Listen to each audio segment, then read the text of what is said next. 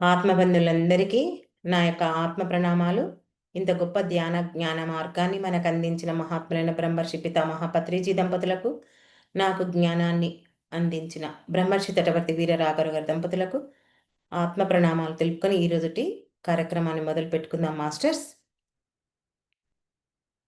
ఈరోజు మనం ఉపమాన ధ్యాన సందేశం గురించి తెలుసుకుందాం. ఏంటి ఉపమానం అంటే, విద్యుత్ శక్తి వల్ల బల్బు వెలుగుతుంది. తర్వాత ఒక రైలు ప్రయాణం చేస్తుంది ఆ విద్యుత్ శక్తి వల్లనే. యంత్రాలు నడుస్తుంటాయి. మరి మన ఇంట్లో కనుక మనం గమనిస్తే ఏ పరికరం అంటే ఆ విద్యుత్ శక్తితో ఏ పరికరం అయితే పని చేయాలో అవన్నీ పని చేస్తుంటాయి. అంతే కదా? ఒక fridge, AC, fan, light, mixie ఇలా చెప్పుకుంటే ఎన్నో ఎలక్ట్రిక్ సంబంధించిన విషయాలన్నీ ఆ విద్యుత్ శక్తి వల్లనే పనిచేస్తాయి. కానీ విద్యుత్ శక్తి కార్యాలు ఏమి చేయదు. అది మనం చేస్తేనే అది చేస్తుంది. అంటే అది ఏం చేయాలని అనుకోదు విద్యుత్ శక్తి.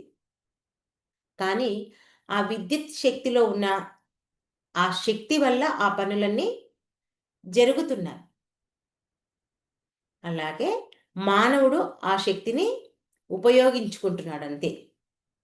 ఆ విద్యుత్తులో శక్తి ఉంది కాబట్టి మానవుడు దాన్ని ఉపయోగించుకుంటున్నాడు. మరి మానవుడు స్విచ్ వేస్తేనే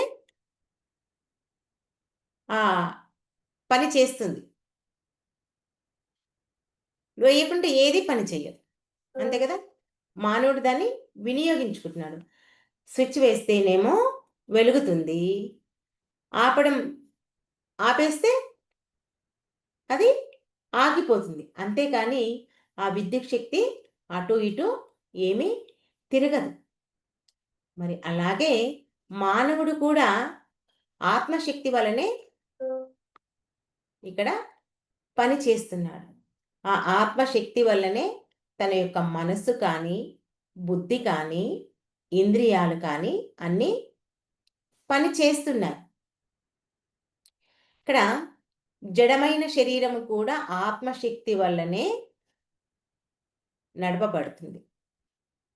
ఇక్కడ జడమైన శరీరము అని ఎందుకు అంటున్నారంటే, ఈ శరీరం నుంచి కనుక ఆత్మ పక్కకు తప్పుకుందనుకోండి, ఈ శరీరం ఒక్క వెంట్రుక కూడా కదిలించదు కదా! ఏ పని చేయదు. జడంగా ఉండిపోతుంది. గట్టిగా అయిపోతుంది. అదే ఆత్మశక్తి ఉన్నప్పుడు ఎంత స్ట్రాంగ్‌గా ఉంటుంది. మనం ఏది చేస్తే అది అవుతుంది. ఆత్మ లేకపోతే మనం చేతులు లేపితే అలా పడిపోతుంది. అంతేకాని ఈ ఆత్మ ఏమీ చెయ్యాలని అనుకోదు. ఆత్మకి ఏది సంబంధం లేదు. ఈ మనస్సు ఆత్మశక్తిని ఉపయోగించుకునే ఆ పనులన్నీ చేస్తుంది. అట్లాగే మనం గమనిస్తే విద్యుత్తును మనం ఎన్నో రకాలుగా వినియోగించుకుంటాం.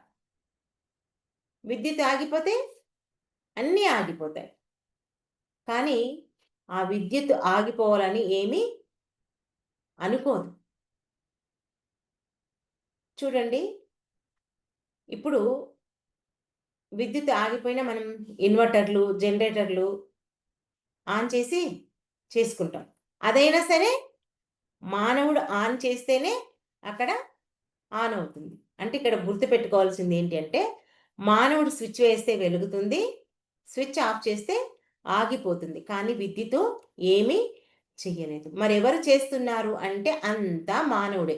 విద్యుత్తులో శక్తి ఉంది కానీ అది ఏమీ చెయ్యలేదు. మానవుడే ప్రతిదాన్ని వినియోగించుకుంటున్నాడు అనేది మనం ఇక్కడ గుర్తుపెట్టుకోవాల్సినటువంటి విషయం. అలాగే మరి ఆత్మశక్తి వల్లే మన మనస్సు మనచే పనులను చేయిస్తుంది. అంతే కదా? ఈ మనసు ఎలా పనిచేస్తుంది? ఆత్మశక్తి ఉన్నందుకే పనిచేస్తుంది. అంటే ఇక్కడ ఆత్మ ఏది చెయ్యదు. ఆత్మశక్తితో పని చేస్తున్న ఆత్మకు మాత్రం ఏ సంబంధము ఉండదు. ఇప్పుడు విద్యుత్తుకి ఏమైనా సంబంధం ఉందా? మనం లైట్లు వేస్తున్నాము, మనకి ఏ పరికరం అవసరం ఉంటే ఆ పరికరాన్ని వాడుకుంటున్నాం. అవునా? కానీ విద్యుత్తుకి ఏమైనా సంబంధం ఉందంటే ఏ సంబంధం లేదు. అట్లాగే ఆత్మశక్తి మన లోపల ఉంది. కానీ ఆత్మకు ఏ సంబంధము లేదు, శక్తి ఉంది అంతే. ఈ మనస్సుతో అంటే ఇక్కడ శరీరంతో, ఇంద్రియాలతో ఏం చేపిస్తుంది? మనసు తప్పులు, పాపాలు, ఘోరమైనటువంటి హింస, జీవహింస, అధర్మమైన పనులు, ఇలా సరికాని పనులు ఏమైనా చేయిస్తుంది. అంటే మంచి పనులు కూడా చేయిస్తుంది.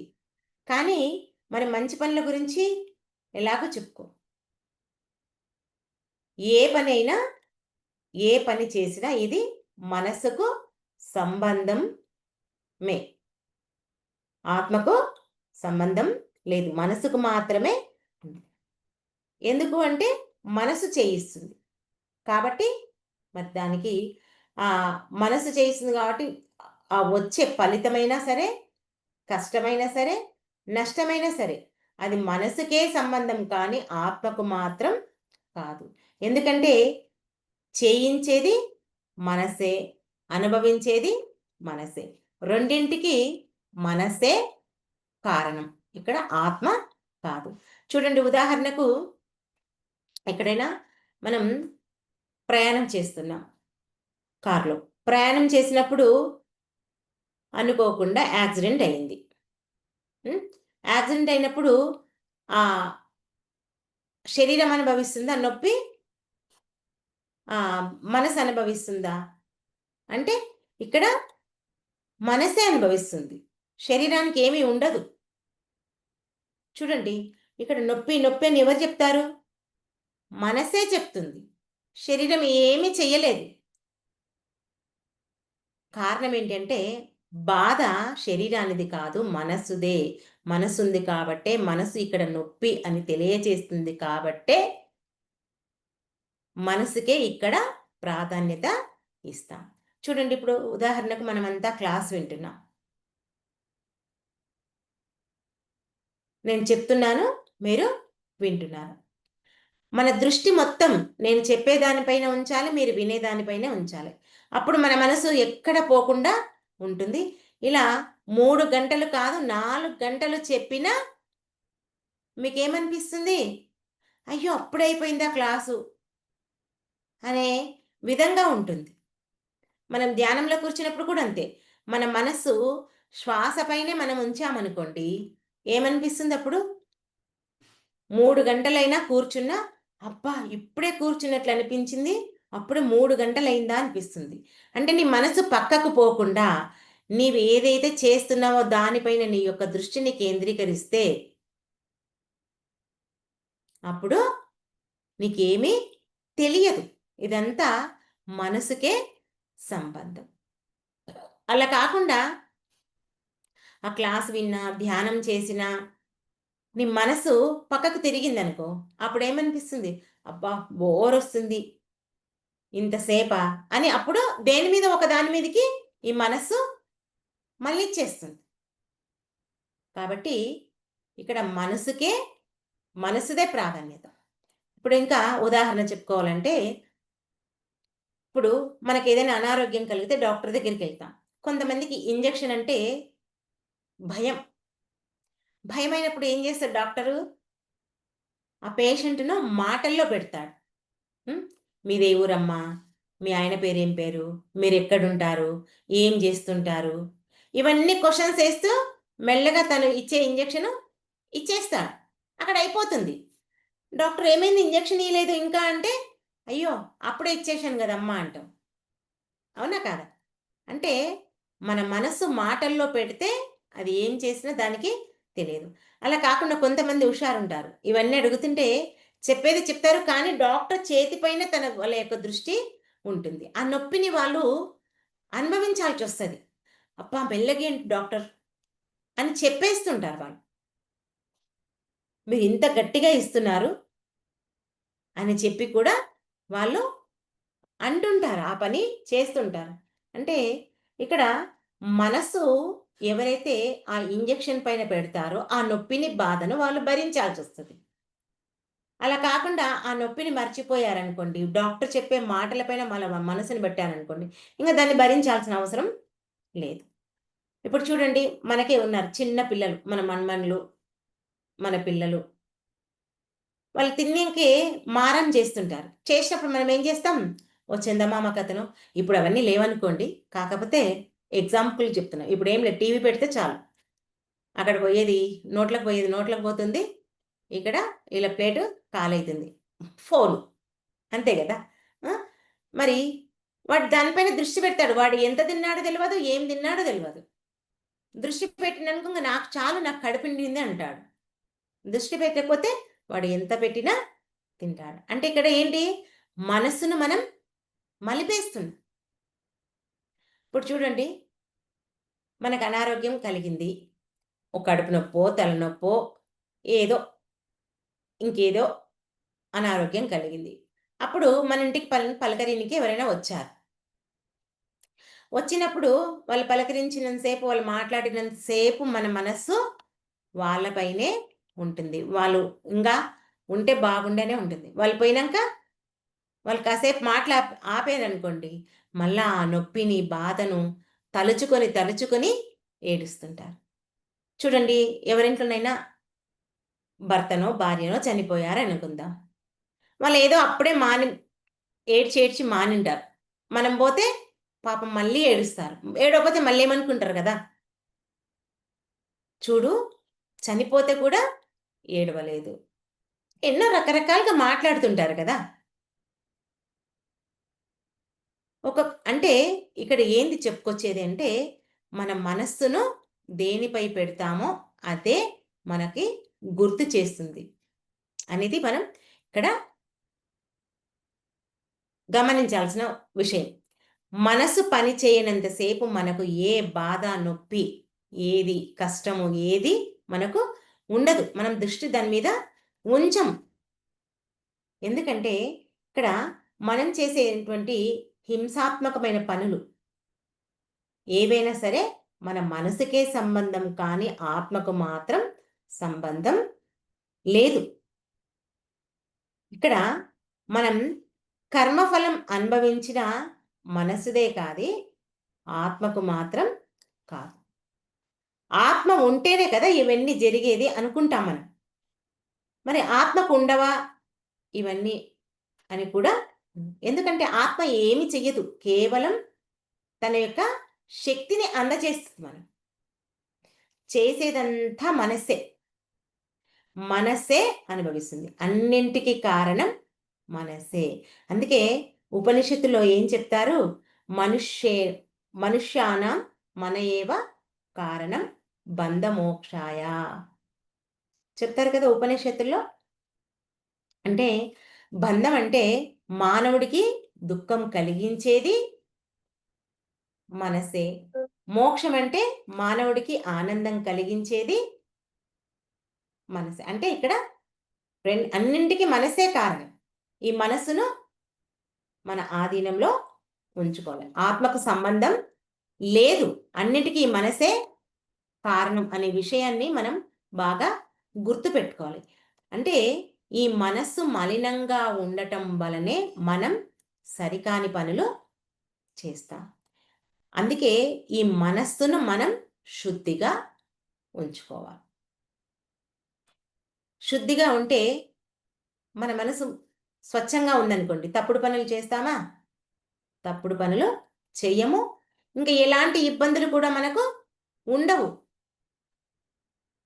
మనసు శుద్ధి కావడానికి ఉన్న ఏకైక మార్గం శ్వాస మీద ధ్యాస. మన పత్రిగారు అందించిన ధ్యానం. మనం ఎప్పుడైతే శ్వాస మీద ధ్యాస ఉంచి ధ్యానం చేస్తామో, ఈ చంచలంగా ఉన్న మనస్సు మనకు మొట్టమొదట నిశ్చలమవుతుంది. తర్వాత చెయ్యగా చెయ్యగా అలాగే కొన్ని రోజుల పాటు నిర్మలమవుతుంది. ఆ నిర్మలమైన మనస్సు శూన్యమవుతుంది. ఆ శూన్యమైన మనస్సు పరిశూన్యమవుతుంది. పరిశూన్యమైన మనసు మహాపరిశూన్యం అవుతుంది. చెప్పడానికి ఒక నిమిషంలో అయిపోయింది. కానీ ఆ మహాపరిశూన్యం కావడానికి ఎన్ని సంవత్సరాలు పడుతుందో, ఎవరి చేసే సాధనను బట్టి వాళ్ళకు అది ఉంటుంది. అంటే మనం చేసే తీవ్ర సాధన ద్వారా మాత్రమే మనకు ఇది సాధ్యమవుతుంది. ఎప్పుడైతే ఆ మనస్సు మహాపరిశూన్యం అవుతుందో అప్పుడు మనస్సు ఉనికిని కోల్పోతుంది. అప్పుడు ఇంకేమి ఉంటుంది అంటే ఆత్మ ఒకటే ఉంటుంది. ఉండేది మనకు ఇక్కడ మనస్సు శరీరము, మనస్సు, ఆత్మ. ఈ మనస్సు ఎప్పుడైతే ఉనికి కోల్పోతుందో ఆత్మ ఒకటే ఉంటుంది. ఈ శరీరంతో మనసు చేయించేది ఆ సరికాని పనులు ఎప్పుడైతే ఆగిపోతాయో అక్కడ మనస్సు ఆగిపోతాయంటే మనసు ఉనికి కోల్పోతుంది. ఎందుకు కోల్పోతుంది అంటే ఇక్కడ ఆత్మే ఉంటుంది. ఆత్మ అంటే ఎవరిక్కడ? భగవంతుడు. భగవంతుడు ఏం చేస్తాడు? మనచో సరి అయిన పనులే చేయిస్తాడు. మరి అలాంటి వారికి ఇక కష్టాలు రావు. వారిగా భూమి మీదకి రావాల్సిన అవసరం కూడా ఉండదు. మంచి పనులు చేసి ఇంకెందుకు వస్తాం? ఈ భూమి మీదకి రాము, అసలు రాము. మనసు ఉంటేనే మనకు దుఃఖం. మనసు లేకపోతే దుఃఖమే ఉండదు. అందుకే ఈ మనసు లేకుండా ఉండాలంటే మనం శ్వాస మీద ధ్యాస ఉంచి ధ్యానం చేయాల్సింది. ఎప్పుడైతే శ్వాస మీద ధ్యాస ఉంచి ధ్యానం చేస్తామో మన మనసు మన ఆధీనంలోకి వస్తుంది. ఎలా అంటే ఒక శ్రీరాముడిలాగా, ఒక కృష్ణుడిలాగా, ఒక జీసస్ లాగా ఇలా గొప్ప గొప్ప వాళ్ళు మహానుభావులు ఎవరైతే ఉన్నారో వాళ్ళ మనసును వాళ్ళ ఆధీనంలోకి తెచ్చుకున్నారో మనం కూడా అలా తెచ్చుకోవాలి. ఇప్పుడు రమణ మహర్షి ఉన్నాడు. అతడికి దేహానికి క్యాన్సర్ వచ్చింది. అతడు ఏమైనా పట్టించుకున్నాడా? ఏమీ పట్టించుకోలేదు. ఎందుకంటే ఆయనకు ఆత్మకే ప్రాధాన్యత ఇచ్చిండు.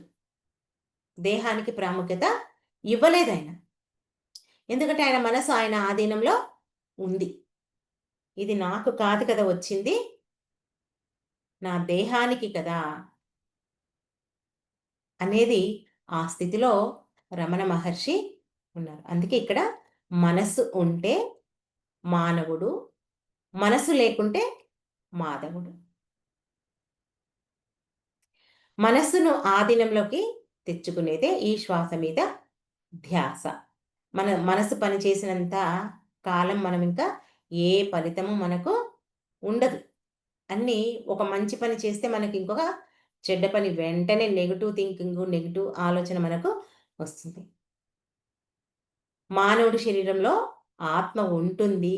కానీ ఆత్మ వల్ల ఏమీ జరగదు. అన్నీ మనసు వలనే జరుగుతాయి.